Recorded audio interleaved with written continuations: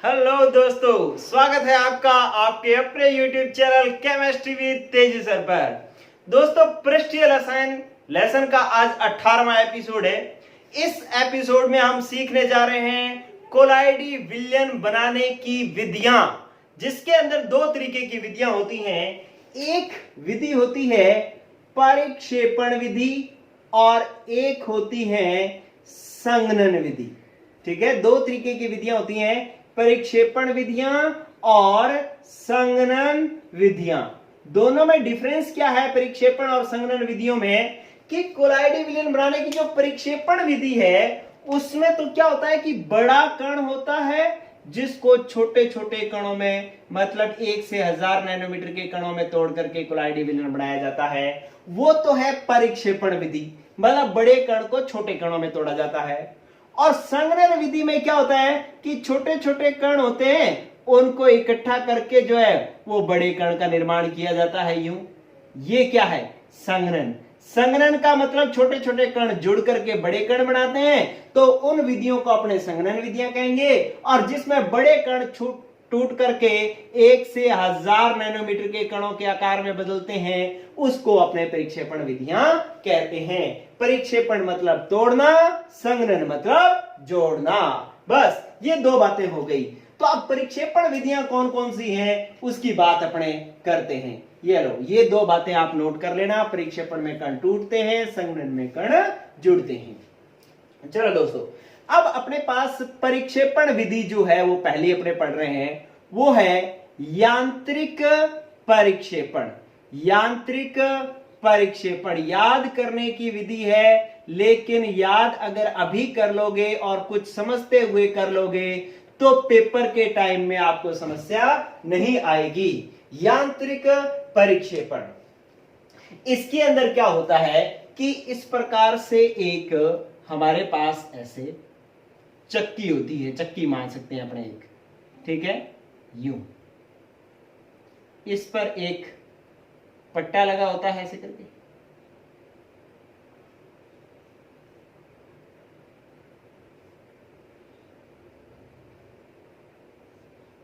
यूं एक पट्टा लगा होता है और फिर एक इसका बड़ा सा पार्ट होता है ऐसे, यूं ऐसे, ये बड़ा सा एक पार्ट होता है, ठीक है। और यहां से इसके पास इधर एक और बड़ा सा पार्ट होता है, ये लो। और यहां से एक फिर एक घूमने वाले पट्टे के साथ में ये जुड़ा होता है, एक ये घूमने वाले पट्टे से ये जुड़ा होता है। इस तरीके से ये एक चक्की होती है, ठीक है। इसके अंदर क्या होता है कि यहां से हम बड़े बड़े कोलाइडी कण, बड़े बड़े परिक्षेपण प्रावस्था के कण जो है यहां से अपने इसके अंदर मिलाते हैं। बड़े बड़े कण आते हैं इसके अंदर और यहां पर आने के बाद में ये जो पार्ट हैं, ये दोनों पार्ट एक दूसरे के विपरीत घूमते हैं। कैसे घूमते हैं? एक दूसरे के विपरीत। विपरीत का मतलब ये जो दोनों पार्ट है ना, वो ऐसे घूमते हैं, एक इधर घूमता है तो एक इधर घूमता है, ऐसे ऐसे घूमते हैं, ठीक है, ऐसे। तो जब इनके बीच में यहां से डालते हुए कण यहां पर आएंगे, तो जब ये विपरीत अवस्था में ऐसे घूमेंगे तो ये यहां पर पिस जाएंगे। और पिस करके ये जो बड़े कण हैं ये किस आकार में आ जाएंगे, ये पिस करके साइडों में आ जाए या नीचे आ जाए, जैसे भी है, तो इन ये कण किस आकार में आ जाएंगे, यहां से पिस करके ये आ जाएंगे 1 से 1000 नैनोमीटर के बीच में आ जाएंगे, ठीक है। तो ये है यांत्रिक परिक्षेपण, जिसके अंदर एक अपने एक चक्की के अंदर इनको पीस करके कोलाइडी कण बनाते हैं। अब इसके अंदर एक तो ये है कि जो ये पार्ट है वो क्या होते हैं कि विपरीत घूमते हैं। क्या घूमते हैं? विपरीत दिशा में घूमते हैं। एक तो ये बात समझ में आ गई।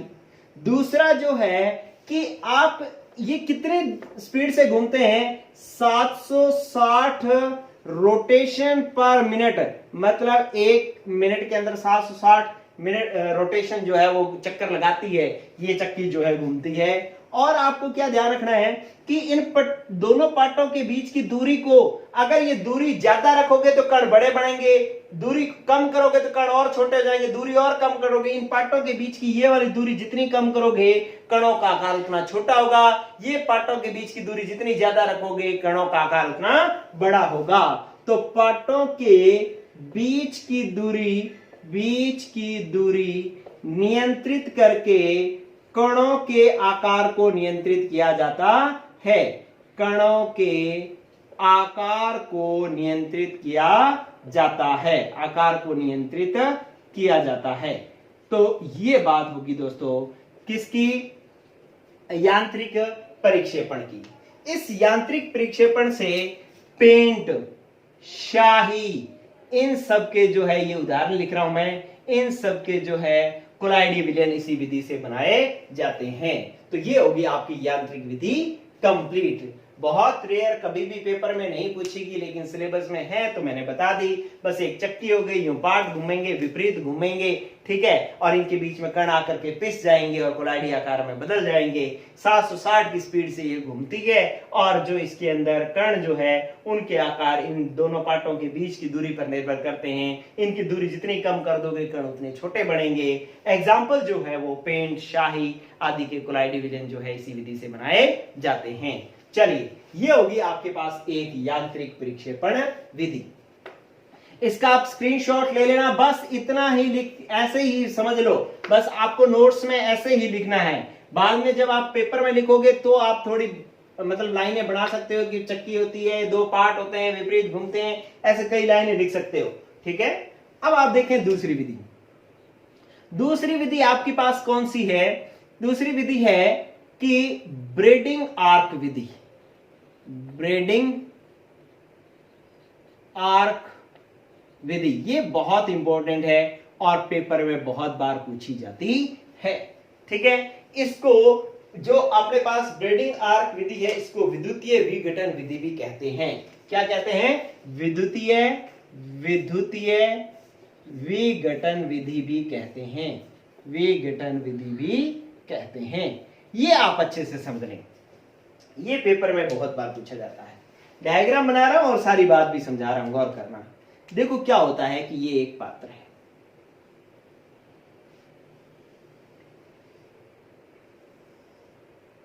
पेपर में आपको ऐसे ही बनाना होगा। ये डबल कंटेनर बनाना है, ऐसे ध्यान रखना।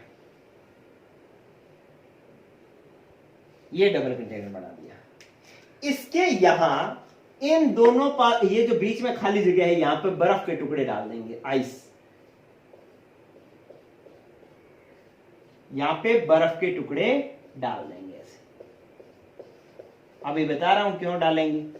ये आप यहां पर बर्फ के टुकड़े डाल देंगे, कोई दिक्कत नहीं है। ये बर्फ डाल ली और इसके बीच में हम भर देंगे परिक्षेपण माध्यम। परिक्षेपण माध्यम भर देंगे, ये लो, ठीक है। और इसके अंदर अपने क्या करेंगे कि दो धातु की छड़ें लेंगे, जिसका आपको कोलाइडी विलयन बनाना है। आप पहले मैं बता दूं कि मैंने क्या भरा है। यहां पर क्या भरा है? बर्फ। और यहां पर क्या भर लिया? परिक्षेपण माध्यम। परिक्षेपण माध्यम भर लिया, ठीक है। याद हो जाएगा बहुत आसानी से। अब क्या करना है कि जिस धातु का कोलाइडी विलयन बनाना है, उस धातु की क्या करो, दो छड़ें लो। ये एक छड़ ले ली, ये एक छड़ ले ली, ठीक है। इसको आगे विद्युत स्रोत से जोड़ दो, इसको विद्युत के प्लस सिरे से जोड़ दो और इसको विद्युत के माइनस सिरे से जोड़ दो, ठीक है। और दोनों तारों को टकराओ, ऐसे दो तारें जब ऐसे टकराओगे, यूं टकराओ, ऐसे भिड़ाओगे तो क्या होगा? स्पार्किंग होगी, ठीक है। आपने स्पार्किंग होते देखा ना, तारे जब भिड़ जाते हैं तो स्पार्किंग होती है। तो जब आप इन दोनों को भिड़ाओगे तो यहां पे क्या होगी? स्पार्किंग होगी, ऐसे यहां पे एक होगी स्पार्किंग, ठीक है। ये मैंने थोड़ा बड़ा बना लिया, इसको छोटा बनाना है। स्पार्किंग होगी, स्पार्किंग समझते हो ना, चिंगारियां उत्पन्न होंगी। ये इसको पास कर दो, इनको टकराओगे तो क्या होगा? स्पार्किंग होगी, ठीक है। यहां पर ऐसे स्पार्किंग का निशान ऐसे बनाना है आपको, स्पार्किंग, ये लो,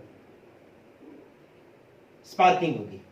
तो अब इस स्पार्किंग से क्या होता है, आपने अगर कभी घर पे काम करते हुए देखा होगा कि आपने कोई तार थी उसको छीला और स्विच में लगाया, लेकिन उस तार से आप कोई बड़ा स्रोत चला रहे हो, मतलब तार पतली और आपने प्रेस चला लिया, ठीक है, जो इस्त्री वाला प्रेस जो है वो चला लिया, तो जैसे ही आप स्विच में डालोगे वो स्पार्क कर जाएगी और तांबे की तार जो है वो उड़ जाएगी, पूरा काला हो जाएगा वहां से, ठीक है, और फिर उसको आपको अगर दोबारा तार चाहिए तो फिर उसको दोबारा छीलना पड़ता है।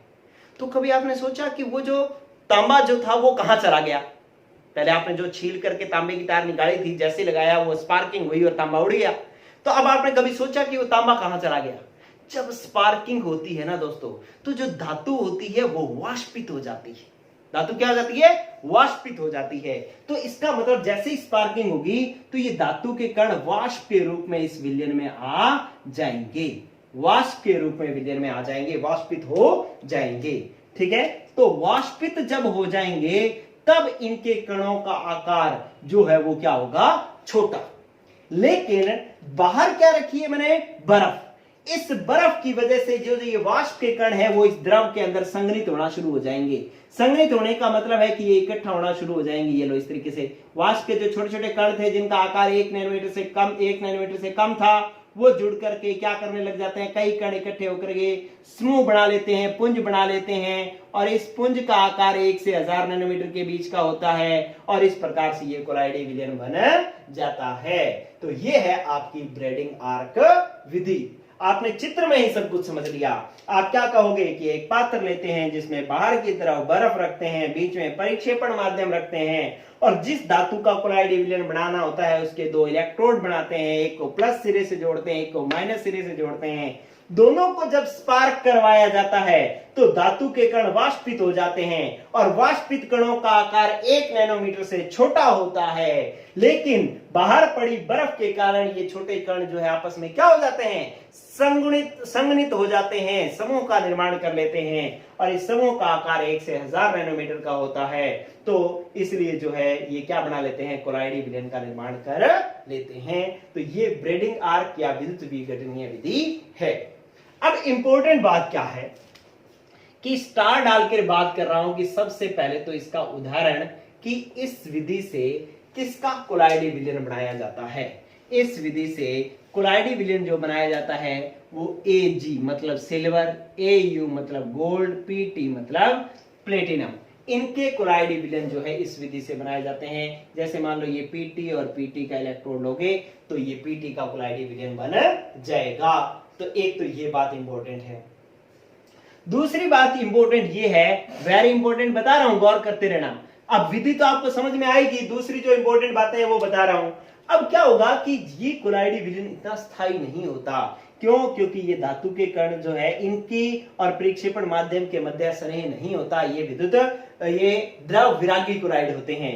तो इनको स्थायी करने के लिए इसमें स्थायी कारक मिलाया जाता है। क्या मिलाया जाता है? स्थायी कारक, जिससे जो है ये कोलाइडी कण जो बने हैं ये परिक्षेपण माध्यम में स्थायी कोलाइडी विलयन का निर्माण करें, मतलब इसके अंदर घूमते रहें। इसके लिए स्थायी कारक मिलाया जाता है। स्थायी कारक या तो NaOH मिलाया जाता है या फिर KOH मिलाया जाता है।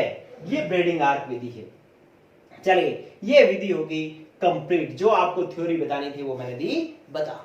लेकिन इसका एक बार 12th बोर्ड में ये कंप्लीट हो गया, आ गया समझ में आपको, आप इसकी थ्योरी लिख सकते हैं, लाइनें इसकी आराम से लिख सकते हैं। चलिए, अब क्या है कि आप इस चित्र को देख करके सारी लाइनें आप अपने आप लिख सकते हैं, ठीक है। और ये बातें मैंने एग्जाम्पल और ये लिख दिया। अब इसका एक प्रश्न आता है 12th बोर्ड में, एक बार क्वेश्चन पूछा गया कि सिद्ध कीजिए कि ब्रेडिंग आर्क विधि, कोलाइडी विलयन निर्माण की जो ब्रेडिंग आर्क विधि है वो परिक्षेपण और संघनन दोनों घटनाओं से पूर्ण होती है। ठीक है, आपको सिद्ध करना है कि ब्रेडिंग आर्क विधि में परिक्षेपण घटना भी होती है और संघनन घटना भी होती है। तो आप देख रहे हैं कि पहले तो स्पार्किंग से कोलाइडी कण जो छोटे छोटे कणों में टूटते हैं, तो पहले तो क्या हुआ? परिक्षेपण हुआ, विघटन हुआ, और बाद में ये सारा मिलकर के समूह का निर्माण करवाया है, तो संघनन भी हुआ है। तो आपने स्टार डाल करके एक बात और लिखनी है कि ब्रेडिंग आर्क विधि में परिक्षेपण मतलब टूटना और संघनन मतलब जुड़ना, ये दोनों घटनाएं होती हैं। तो इसलिए ये विधि इंपॉर्टेंट भी है। तो ये होगी आपके पास ब्रेडिंग आर्क विधि। चित्र बना लेना, वो जो मैंने साइड में लिखी है बातें इतनी लिख लेना, आप इसकी लाइनें अपने आप एग्जाम के अंदर लिखने लायक हो जाओगे। पेपर में इस तरीके का डायग्राम बना लोगे, आपका सारी चीजें कंप्लीट हो जाएंगी।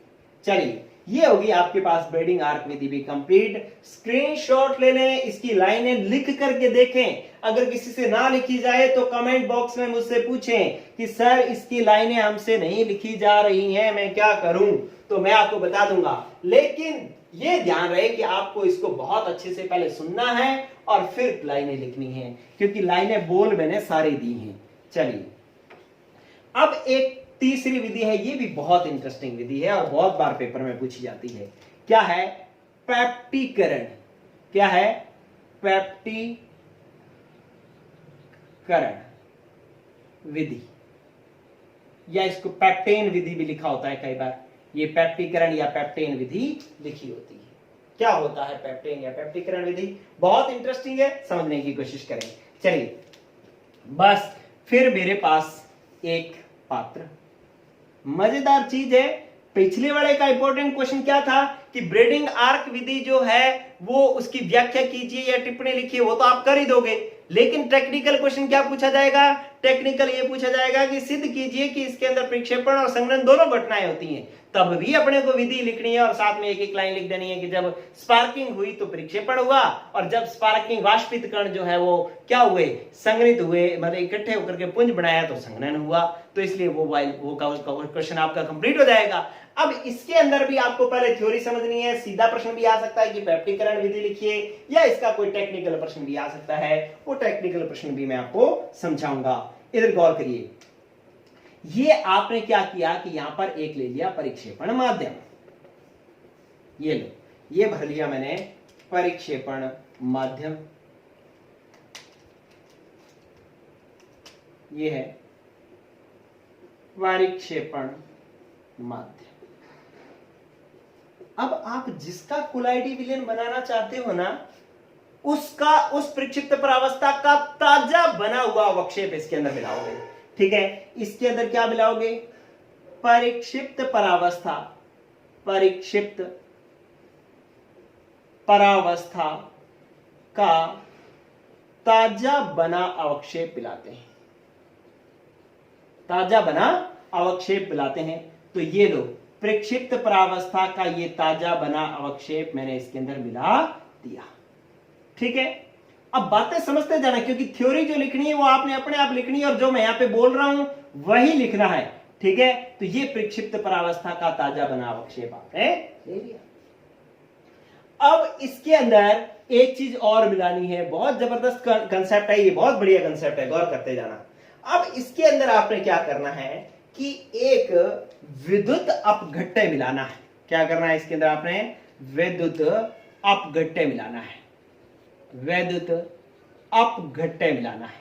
लेकिन शर्त यह है कि विद्युत अपघट्य एक तो इसको कम मात्रा में मिलाना है, बहुत कम, थोड़ी सी मात्रा में मिलाना है, और एक वो विद्युत अपघट्य मिलाना है जिसके अंदर उभयनिष्ठ आयन उपस्थित हो, उभयनिष्ठ आयन उपस्थित हो, उस विद्युत अपघट्य को मिला सकते हैं। उपस्थित हो उस आयन को आप मिला सकते हैं। अब आप कहोगे कि सर ये क्या कहना चाह रहे हो, हमें समझ में नहीं आ रहा।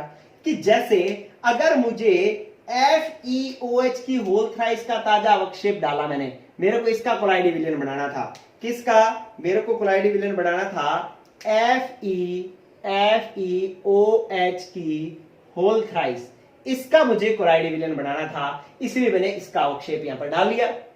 अब जब मैं इसके अंदर विद्युत अपघट्य मिला रहा हूं, तो विद्युत अपघट्य जो मिला रहा हूं वो मिलाऊंगा जिसके अंदर इसका उभयनिष्ठ आयन उपस्थित हो। आप देखें FeOH की होल थ्राइस के अंदर Fe+3 आयन है ना। अरे FeOH की होल थ्राइस को तोड़ोगे तो Fe+3 बढ़ेगा, तो आप विद्युत अपघट्य वो मिलाओगे जिसके अंदर Fe+3 आयन हो। तो Fe+3 वाला आयन में इसके अंदर विद्युत अपघट्य मिला लेता हूं FeCl3। तो इसके अंदर भी देखो Fe+3 है और इसके अंदर भी देखो Fe+3 है। ठीक है, तो इसके अंदर भी जो अवक्षेप था उसके अंदर भी Fe+3 आयन है, और जो आपने विद्युत अपघट्य मिलाया उसमें भी Fe+3 आयन है। तो मतलब इसका एक उभयनिष्ठ आयन इस विद्युत अपघट्य में उपस्थित है। ठीक है, तो इसको आप मिलाओगे तो क्या है कि जब आप इसको इसके अंदर मिलाओगे तो एक अधिशोषण का कंसेप्ट है कि किसी भी पदार्थ, कोई पदार्थ है, उसका अगर कोई उभयनिष्ठ आयन विलयन में पड़ा हो ना, तो वो उभयनिष्ठ आयन उस पदार्थ पर आकर के अधिशोषित हो जाता है, उसकी सतह पर जमा हो जाता है। ठीक है, तो क्या होगा कि ये किसका अवक्षेप है, आप समझ गए क्या? किसका अवक्षेप है? FeOH की होल थ्राइस का ताजा अवक्षेप है।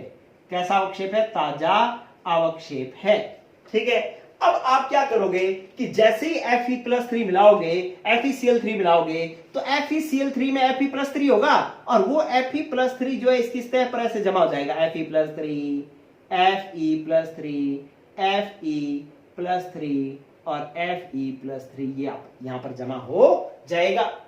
ठीक है, तो इसकी सतह पर क्या हो जाएगा? अधिशोषित। आप यहां पर कहेंगे कि ये क्या हो जाएगा? Fe+3 यहां पर हो जाएगा अधिशोषित, अधिशोषित हो जाएगा सतह पर।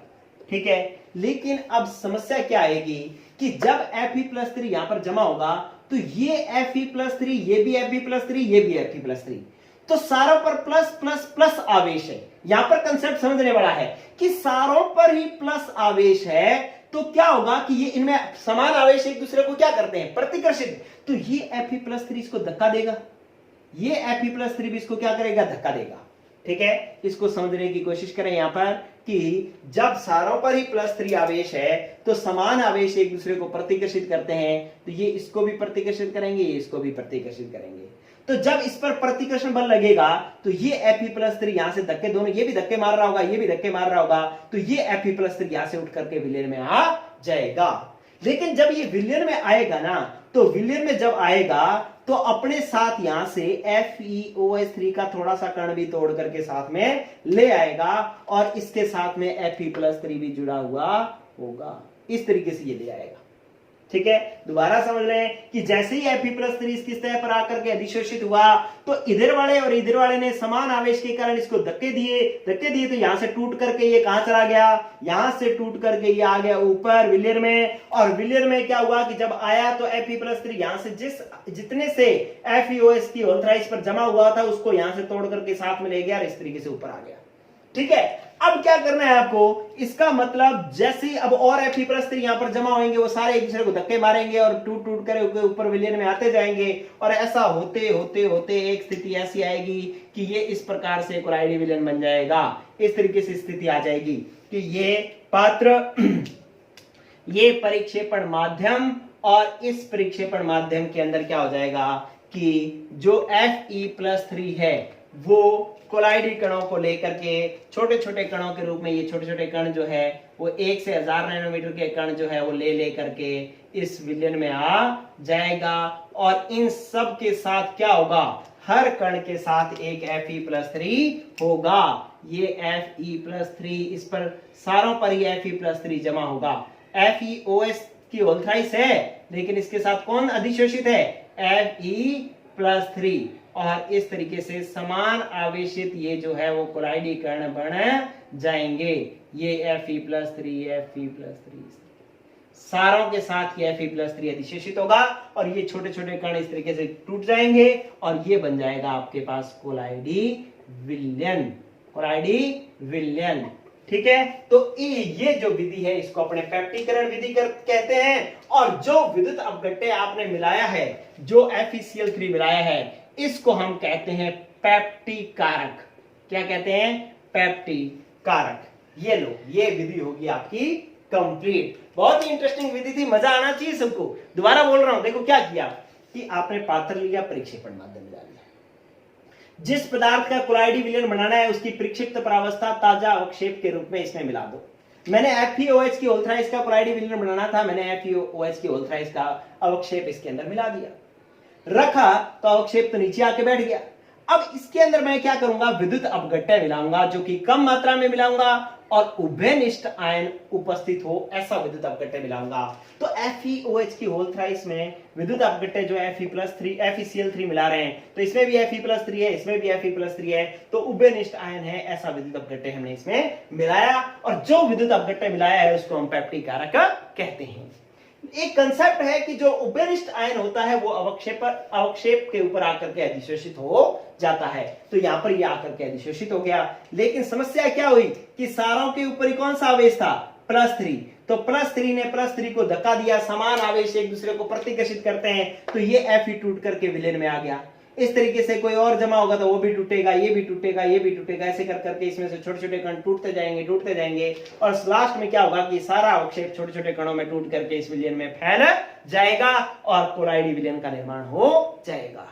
अब ये विलयन स्थायी भी होगा क्योंकि सब पर, इस पर भी प्लस है, इस पर भी प्लस है, तो ये एक दूसरे को प्रतिकर्षित करेंगे तो ये इकट्ठा नहीं होंगे, इकट्ठा होकर के नीचे नहीं बैठेंगे, और नीचे नहीं बैठेंगे तो इसका मतलब ये कोलाइडी विलयन कैसा होगा, स्थायी होगा। अगर ये इकट्ठा होकर के नीचे बैठ जाए तो कोलाइडी विलयन क्या हो जाएगा, अस्थायी। स्कंदित हो जाए तो अस्थायी, लेकिन ये घूमते रहेंगे इसके अंदर, एक दूसरे से जुड़ेंगे नहीं, क्योंकि एक दूसरे को क्या करते हैं, प्रतिकर्षित। सब पर क्या है, समान आवेश, इसलिए एक दूसरे को प्रतिकर्षित करेंगे, घूमते रहेंगे और कोलाइडी विलयन भी होगा स्थायी। तो ये विधि है पेप्टिकरण विधि। Very interesting, very important. अब जो एनसीईआरटी के अंदर और बढ़िया इंपॉर्टेंट जो टेक्निकल प्रश्न पूछा जाता है वो क्या पूछा जाता है कि इस विधि में, पेप्टिकरण विधि में जो अवक्षेप मिलाया जाता है वो बार बार कह रहे हो ताजा अवक्षेप मिलाया जाता है, ताजा अवक्षेप मिलाया जाता है। ताजा अवक्षेप ही क्यों मिलाया जाता है, यह क्वेश्चन पूछा जाता है कि पेप्टिकरण विधि में विक्षिप्त परावस्था का ताजा अवक्षेप ही क्यों मिलाया जाता है, पुराना अवक्षेप क्यों नहीं मिला सकते। तो दोस्तों इसका कारण क्या है, ये टेक्निकल क्वेश्चन है, ये पेपर में आया हुआ है, तो इसका उत्तर आपने क्या लिखना है, इसका उत्तर आपने लिखना है कि इसकी अगर इस कोलाइडी विलयन बढ़ने के लिए इस परिक्षिप्त परावस्था पर पेप्टिक कारक का इसकी सतह पर अधिशोषित होना जरूरी होता है, इसकी सतह पर जमा होना जरूरी होता है। अगर ये जमा नहीं होंगे तो इसको तोड़ तोड़ करके विलयन में नहीं ले जाएंगे, कोलाइडी विलयन नहीं बनेगा। ठीक है, तो इसको जो आप विद्युत अपघट्य मिला रहे हो इसके उभयनिष्ठ आयन का यहां पर अधिशोषित होना जरूरी होता है।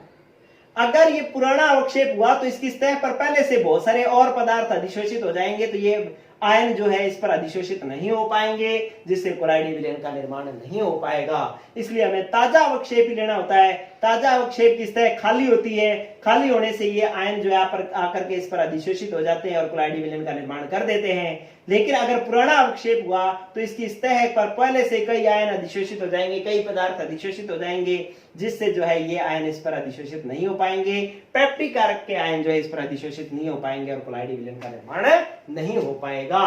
तो ये आपका आंसर होगा। 2 लाइनों में लिखना है तो आप कहेंगे कि ताजा अवक्षेप इसलिए लिया जाता है क्योंकि पेप्टिक कारक के उभयनिष्ठ आयन का इस अवक्षेप पर अधिशोषित होना जरूरी होता है, जिससे कोलाइडी विलयन का निर्माण होता है। अगर पुराना अवक्षेप लिया जाए तो इसकी सतह पर अन्य आयन अधिशोषित हो जाते हैं, जिससे पेप्टिक कारक के आयन अधिशोषित नहीं हो पाते और कोलाइडी विलयन नहीं बन पाता। इसलिए ताजा अवक्षेप लेना आवश्यक है।